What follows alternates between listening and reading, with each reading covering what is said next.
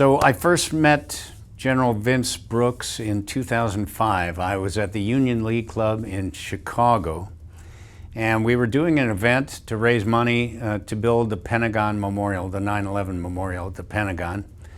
And General Brooks had flown in as the representative from the Pentagon to speak to us. I said a few words as well, and General Brooks and I were sitting at the same table.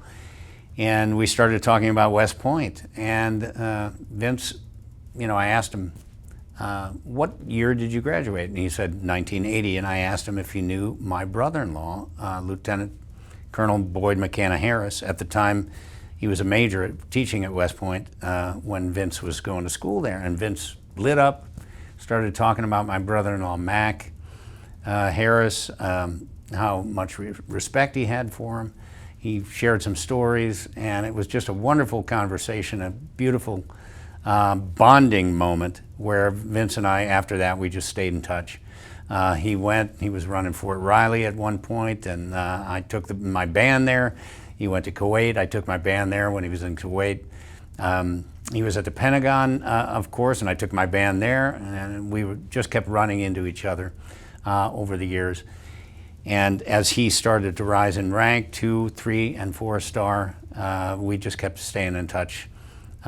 He's just a tremendous leader, obviously highly capable and qualified, and has earned the honor of distinguished speaker. He's a good friend, and I'm privileged to have him on the board of directors of the Gary Sinise Foundation. He's the vice chairman of the board of the Gary Sinise Foundation. So even post-service in the military, he continues to serve his fellow man and his fellow veterans through the Gary Sinise Foundation and the work he's doing there. He's just an exceptional human being. His wife, Carol, wonderful, wonderful person. I love them both. You're gonna just have a wonderful time listening to Vince share his experience with you. He's a great, great leader. God bless you all. God bless America, and thank you, Vince, for all you've done for our country. Welcome. Thanks for joining us this evening. Can I have a show of hands? Everybody in this room who's never been to Fort Leavenworth, Kansas in any capacity. Can I please see a show of hands? That's pretty good. All right. Unless you're not raising your hand because you're embarrassed. Look, my family is from Iowa. My wife's family is from Richmond, Missouri, believe it or not, which means we spent more time in Missouri than we did Iowa growing up as a married couple. My wife and I now live in southwest Iowa. My wife lives in her 37th home since we met at Northwest Missouri State University in 1981. Go Bearcats. Okay, where's my Bearcats? Okay, so we consider this home. Every time we've been assigned to Fort Leavenworth, and it's been 3 times, as a captain, as a major, and as a brigadier general, and then I became a major general. Every time we were assigned to Fort Leavenworth, my wife's family would say, "Are you there for the long or the short course?" Which is a local joke. Are you going to the prison or are you going to school? My wife's entire family believes that Fort Leavenworth, Kansas is a prison. It is not a prison. So if you are from the greater Kansas City region, whether you're on the good side or the bad side, and I won't say which is which because I know there's a rivalry that goes back to way before anybody cares, Fort Leavenworth, Kansas is the center of intellectual capability for the Department of Defense. Let me say that again. It is the center of the universe for education in the Department of Defense. Your Army is one of the most educated institutions in the entire United States of America, if not the world. Normal officers who serve in your Army have at least a bachelor's degree. If they get to Leavenworth, they get a master's degree, and they go on to earn multiple master's degrees and advanced degrees. Most have at least 10 to 15 other degrees within the Department of Defense. So we're a very educated force, and we are the proponency for education for the Department of Defense And that all happens right here in the seat of Middle America, just outside of Kansas City, every single day. So international students, every service, top 1% are sent here in residence to attend one of the most prestigious universities in the world, and most people in the Midwest have no clue.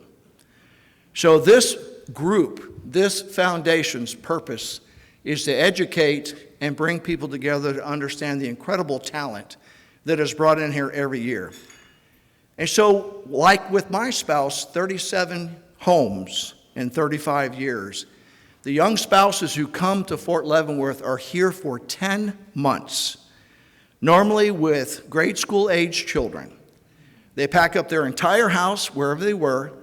They come here for 10 months of school, about 150 stay for a second year of school, and they move off to their next assignment, and they're at great value for the Army of what happens to them here to prepare them to be mid-level officers that work for general officers on their staffs, which means they almost immediately deploy once they get to their next assignment. So having said that, I'm going to introduce our guest speaker tonight. He is Dr. Carol Brooks's husband.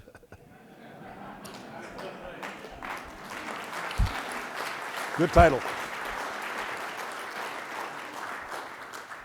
And having said that, may I please have all the gentlemen in this room who have worn a uniform, who have taken their wives on this journey, to please stand up and help me give those ladies a round of applause. All right.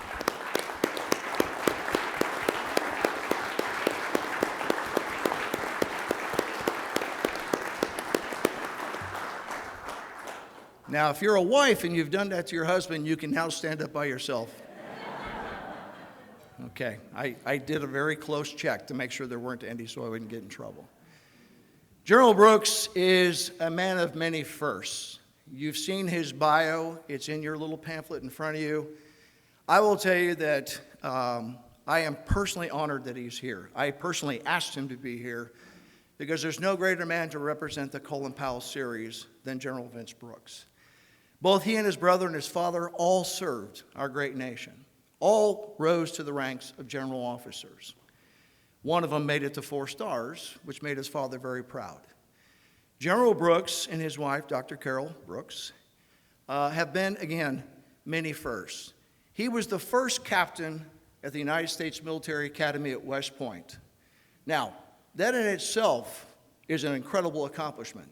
The fact that he was the first African American to do it was testament to the incredible integrity of our organization, the institution, and where our country has grown. In addition to that, he was the first, now I tell you what, disregard that, I'll let him tell the story himself. Okay, but he is a man of many firsts. First there, he was in the first class of female officers or cadets to attend the academy as well. But in his career, he's done things that others have not. He's risen to the top based upon his integrity, his perseverance, and most of all, his personality and his values. We are privileged to have him this year as our first speaker of the Colin Powell series, and I'd like to introduce you, ladies and gentlemen, General Vince Brooks.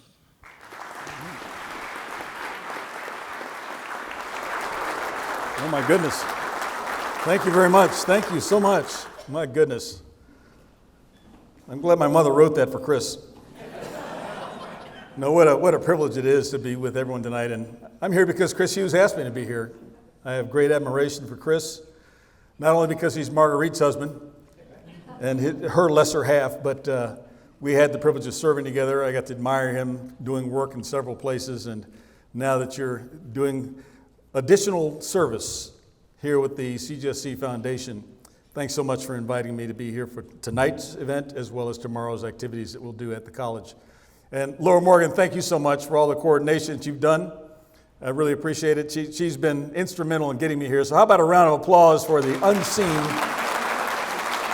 hero of the day here. You know, this morning, my wife likes to do hand knitting. She's a physical therapist, but she likes to do hand knitting. So she takes real thick yarn that's like tube yarn, and she knits covers of pillows and things. And when she's doing that, she's pretty concentrated. But I was getting ready to leave early this morning. She was working on a project for a craft show that she's going to do in a few months. And I was just musing about this trip. So they want me to come and speak as part of a distinguished speaker series in Kansas City. Honey, how many great speakers do you know? And she finally looks up from her project and says, one less than you think. That's why she's not here tonight. No, it really is a great honor to share some thoughts with the crowd tonight. And I want to thank all of you first for your support of the Command and General Staff College Foundation. You know, once upon a time, we didn't have foundations like these. Everything had to be done by government appropriated funds.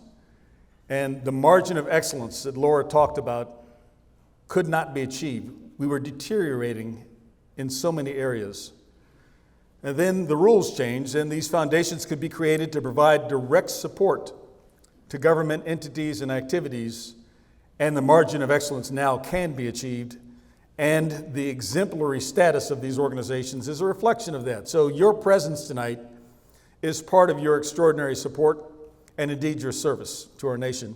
And I just want to give you thanks for that. Thanks for being willing to do that and for making a difference in your own way.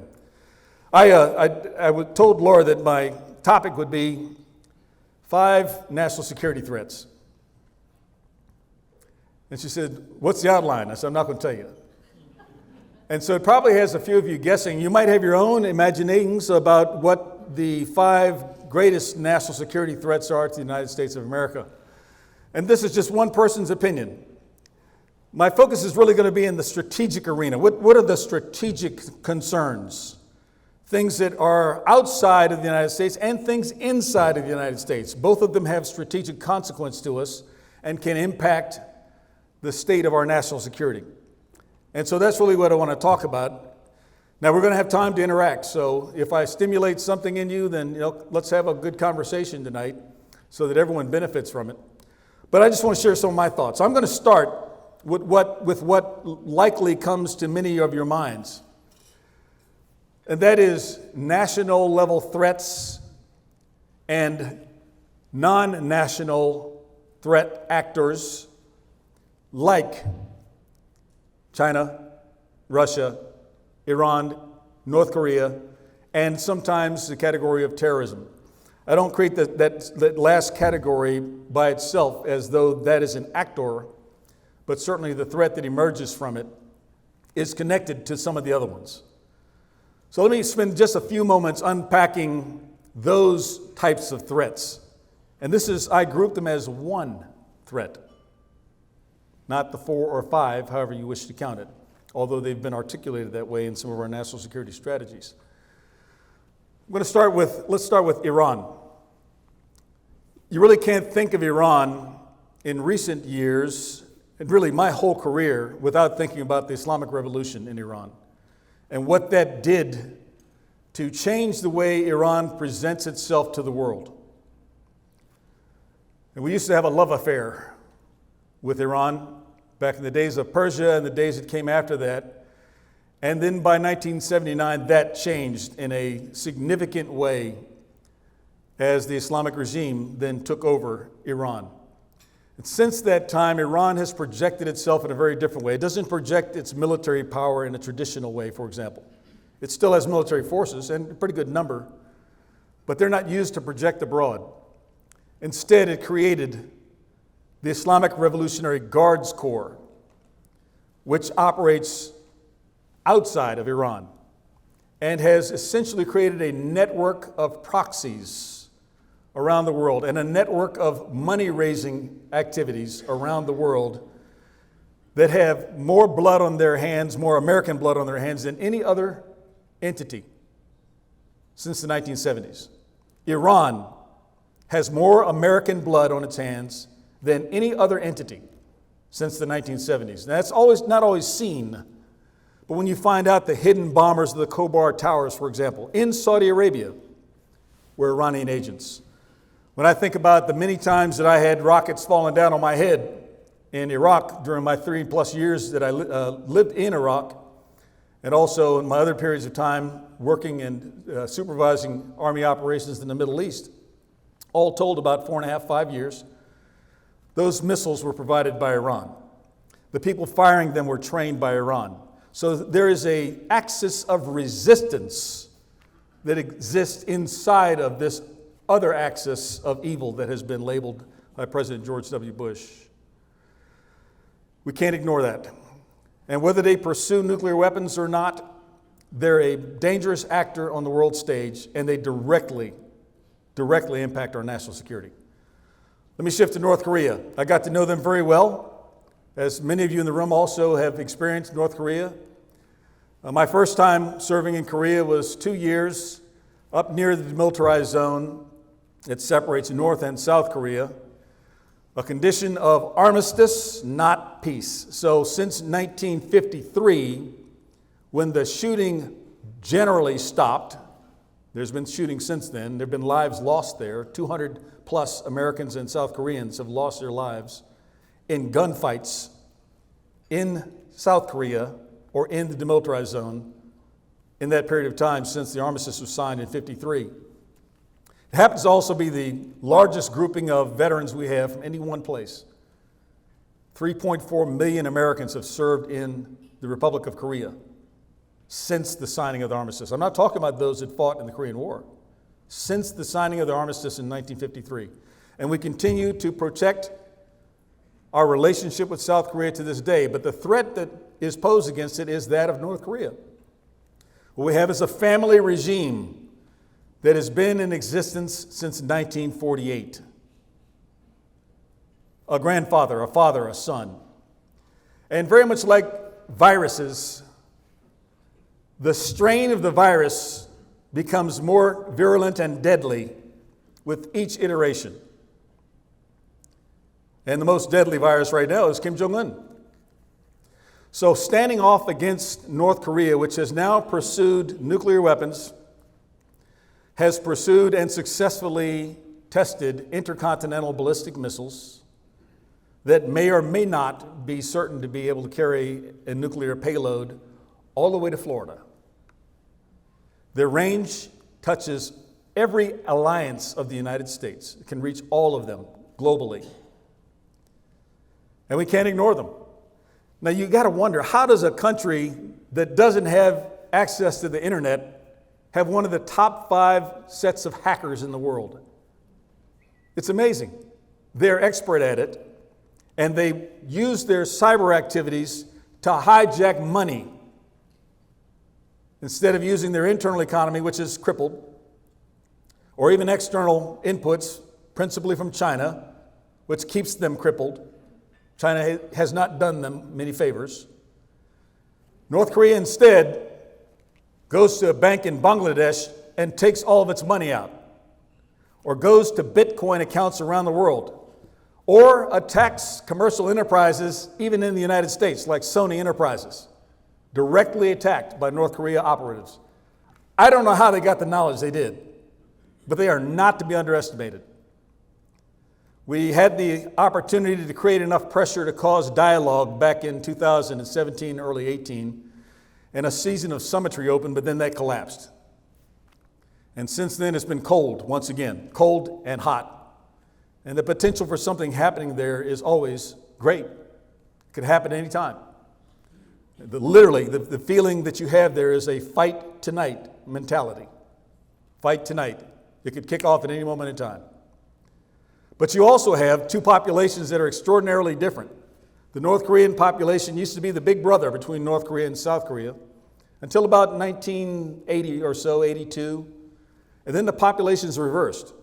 At the present time, the population of the city of Seoul alone, which is 4 times the density of New York City, highly sophisticated, one of the most connected countries in the world, the city of Seoul is larger than the whole North Korean population.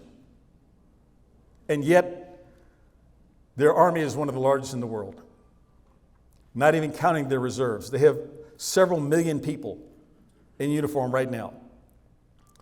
And the advanced systems, the largest special operations force in the world, not to be underestimated. So we must keep our eyes on that. And as it is, North Korea doesn't like losing America's attention or the world's attention. So when our attention gets diverted, they will do something to regain the attention of the United States. And it's usually something very dangerous, something very pernicious.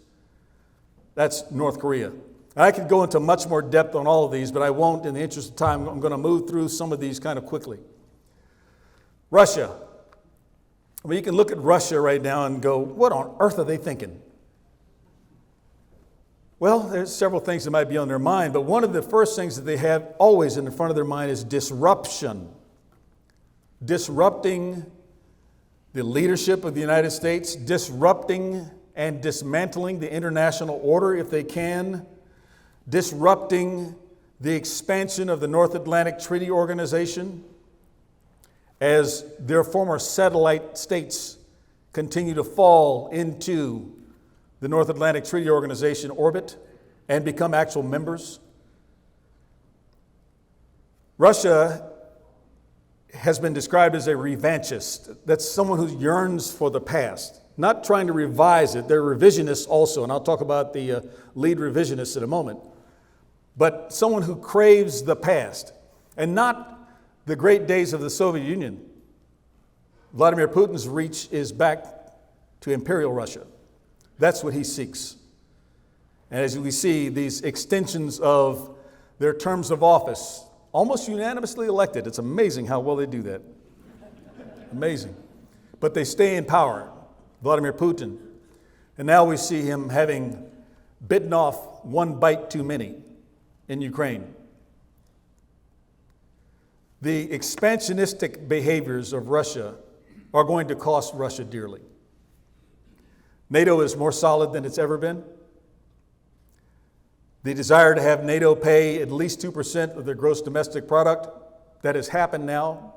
It's gone from 7 nations who are doing that 4 or 5 years ago to 23 nations that do that now. NATO has never been as healthy.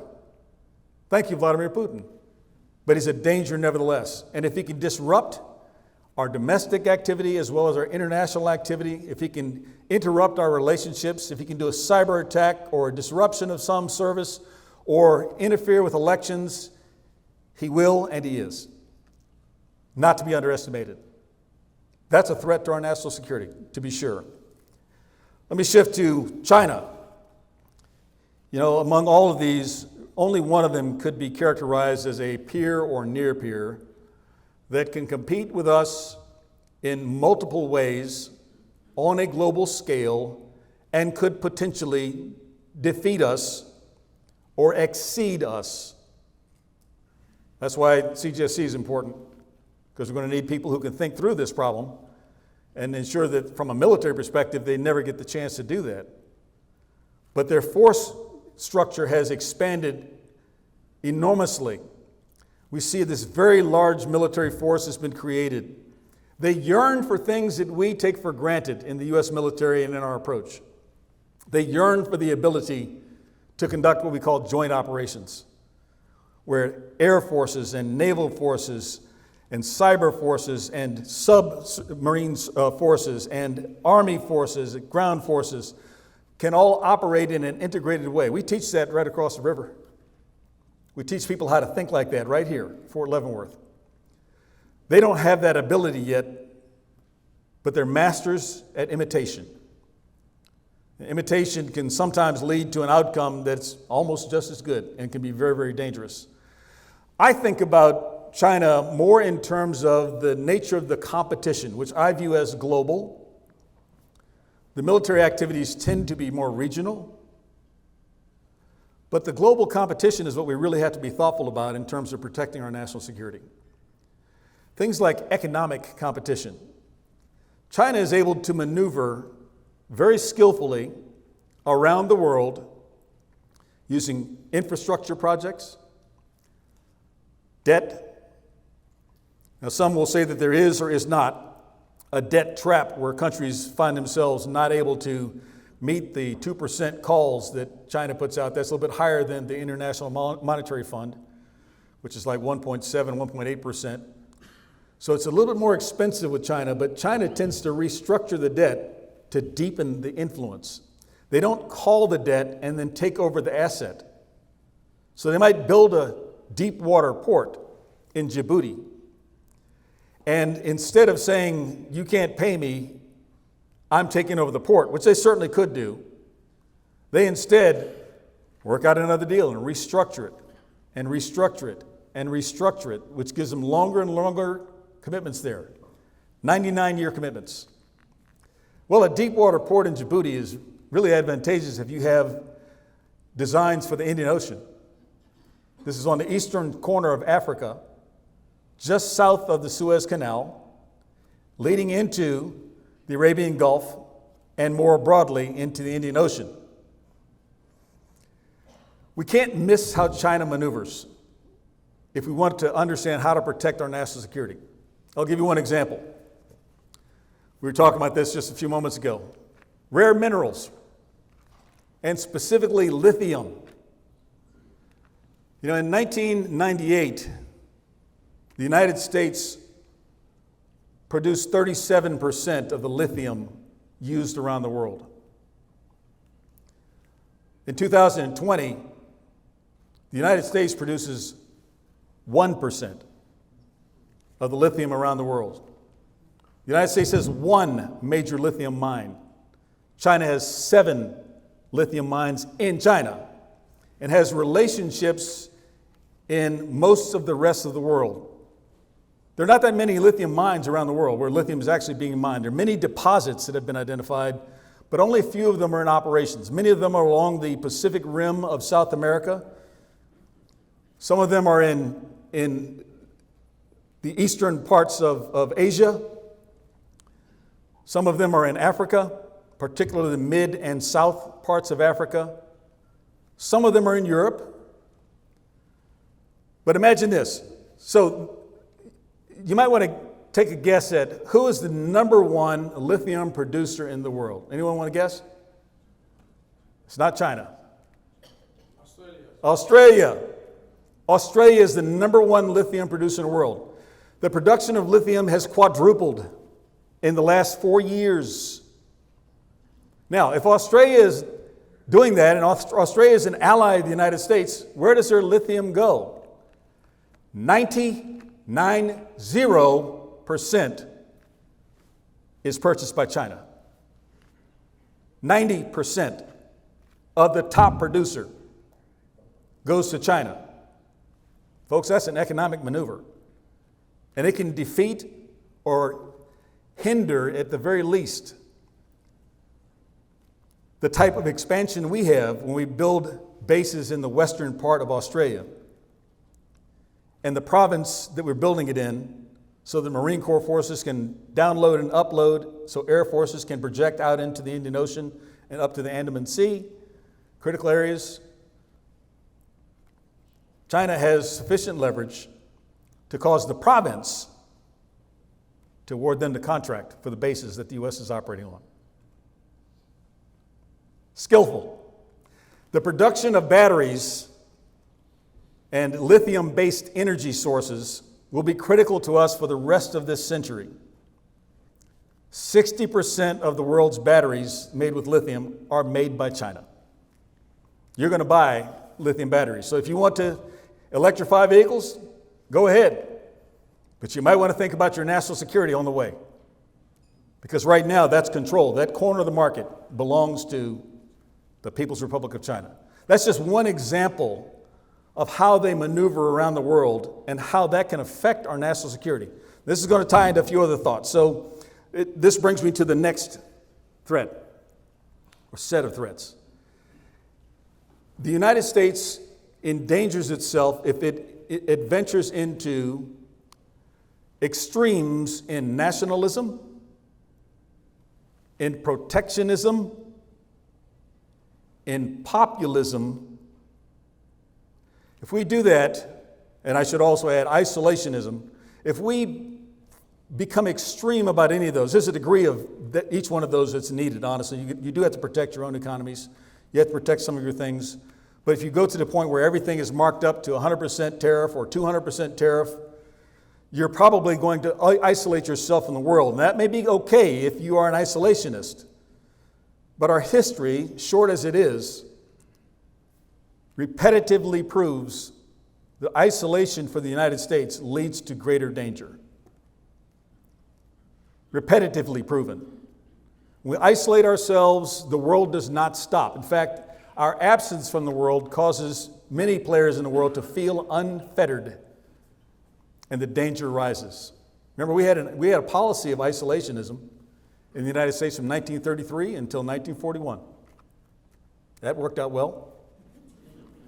He actually got asked by a senior officer, the deputy commander of the Chinese Military Committee. I was having dinner with him in Beijing, believe it or not. Because we actually were able to have an army-to-army relationship, although he was a naval officer, but he was at the Central Military Committee. And we had met 4 times. This is the 4th time. There's a drink in China called Mao Tai. It's fire water.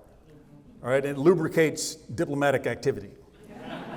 And so we were lubricating our military diplomatic activity. He says, why does the United States always intervene and get into other people's business?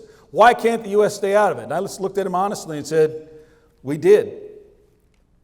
We did.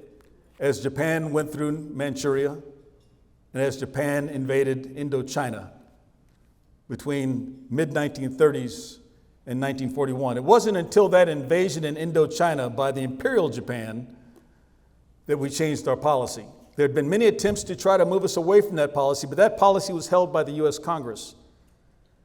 And particularly during the time of Franklin Delano Roosevelt, he couldn't get his New Deal programs through if he was also fighting about ending isolationism. And so he had to pick his battles. Isolationism historically has not worked for us if we go to an extreme. If we try to withdraw from the world, especially the world as it is, we are increasing danger to ourselves.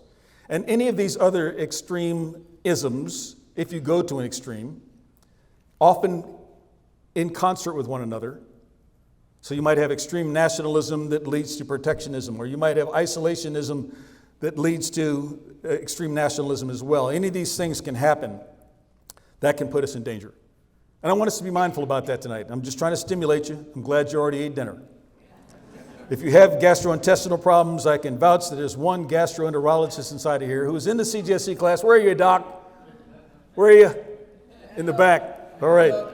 So if you really feel bad about what I'm saying, she can hook you up. Let me keep going. The third set of threats. The proliferation of dangerous technologies, things like missiles, nuclear weapons, bio and chemical weapons, and non-dangerous technologies used in a malign way. So a drone is not inherently a dangerous technology until you start hanging bombs off of it or grenades. And then it becomes very, very dangerous. Cyber is not a bad thing. The cyber domain is not a bad thing. We can't live without it now. Artificial intelligence is not a dangerous thing by itself. It's only dangerous when it's used in a malign way, in a way to cause harm, destruction, disruption, falsehood, deception, disinformation. These things are the dangers, and they're rising. They're rising. So the technologies that are going to carry us through the rest of this century are also the ones that are going to endanger us for the rest of the century, maybe longer. These are threats to our national security. So you do want to advance the technology, and the U.S. should be a leader in this, not a trailer, and it is in many of these areas. But we also have to make sure that the protections are in place, because we have to be protected from malign behaviors like those from the players I've already described. Number 2, the absence of empathy in U.S. policy and in the U.S. body politic. If we don't see each other inside of our own country and try to understand where everyone else is coming from, and more importantly, if we don't engage in that behavior in our foreign policy to understand where someone else is coming from, why are they behaving the way they are? How do they see us in our actions? While we might try to secure ourselves, does it create a sense of threat in their eyes? Empathy understanding where someone else is coming from, when we are lacking that, we're endangering our national security. The potential for miscalculation is very, very high with any of these players that I've talked about. It is lowered if there's enough understanding to create some empathy. Let me give you an example. So in 1999, I was a national security fellow at Harvard University Kennedy School of Government. I was doing that instead of attending the Army War College in Carlisle, Pennsylvania. And the Soviet Union had already collapsed. And there was an effort by Harvard to try to bring together for dialogue Soviet military officers and diplomats with U.S. military officers and diplomats. And that happened while I was there. And, through some diplomatic lubrication beverages, the truth begins to come out. And the Russians who were present, these were lieutenant colonels and colonels, so they weren't the most senior leaders. But they said, our number one national security concern is NATO expansion and enlargement. Period. That's their biggest concern. That's 1999. And NATO has significantly expanded since that point in time, has engaged in combat operations in several locations since that period of time as a group, and has stayed together. It's larger. So the potential of someone like Ukraine joining the European Union and then being added to NATO or assessed into NATO is maybe one straw too many for Russia. Now, they deserve it. That would be a lack of sympathy. But empathy is that whole point about they said what their concern was. Did we understand that and take it into account? Do we know where they're coming from?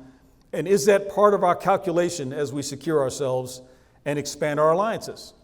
Or does it trigger? All these things are really important. Israel, having participated in the successful Abraham Accords, which changed its relationship with several countries of the Middle East, was almost closing a deal with Saudi Arabia, the one that swings the Middle East, and the arch enemy of Iran, for the battle within Islam. Saudi Arabia is the leader. And Saudi Arabia was about to conclude a deal, and it was going to impact the Palestinian people in Gaza and the West Bank. And Hamas struck October 7th. Can we see where they're coming from?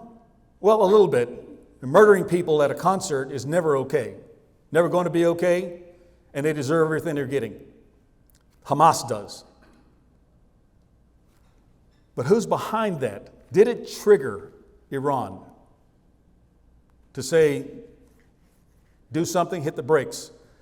And their proxy network lit up. The Houthis in Yemen. Who? Horton, here's a Houthi? Who are you talking about? Most people don't even know who the Houthis are. But they're a tribe in Sana'a and to the west. And they can directly impact the shipping lanes through the Red Sea. And they did. For the first time in human history, anti-ship missiles were deployed in a combat situation.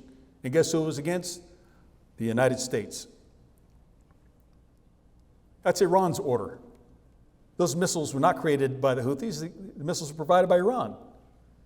Lebanese Hezbollah lights up at the same time. So you have a threat coming from the northern border. You have a threat coming from the Golan on the northeast of Israel. You have a threat happening inside the West Bank on the east edge of Israel. You have a threat that is operating full bore out of the western edge of Israel in Gaza. And the border is unstable to the south. That's good news. Terrible situation. What triggered that? And so empathy is all about understanding where others are coming from, because your ability to prevent something or to stop something generally has to come from getting right the empathy of where the other is coming from. That's part of our national security. Number one, this will be the last one, and then we can have a conversation. I said this at a lecture at the University of Texas, I guess 2 years ago. I live in Austin, Texas right now. Any Longhorns in here? All right, hook 'em. My old boss, by the way. So, And someone asked, we were doing a panel discussion on national security. It got to the last question. What's the biggest threat, national security threat to America? And we kind of went down the line, and I said, the absence of domestic tranquility. We're supposed to provide for the common defense and provide for the domestic tranquility. These are ancient words in our country. The absence of domestic tranquility, how we speak to one another, how we respect or do not respect institutions of government, how we create, how we support laws, what confidences we have in institutions like the United States Army. These things are exploitable, and being exploited disrupts the fabric of America. When you disrupt the fabric of America, America has to pay attention to itself, and it cannot pay attention to the world.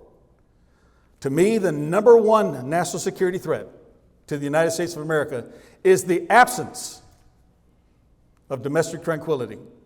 We have to get this right, or we're not going to survive. This is not a political statement. This is about the body politic choosing its direction. And what we expect of any and every leader is to secure the domestic tranquility, to cause peace in our society, state against state, state versus federal, region to region, person to person, party to party. These are all dimensions of the domestic tranquility that was alluded to in those ancient words. We have to get this right. If we don't, that's going to be the number one threat. That will cause us to lose our destiny, which I don't believe we've fully fulfilled yet. So those are my thoughts. I hope that gives you a good case of indigestion. You now want to talk it out. So let's go to question and answers. Thank you all so much for the opportunity to talk to you.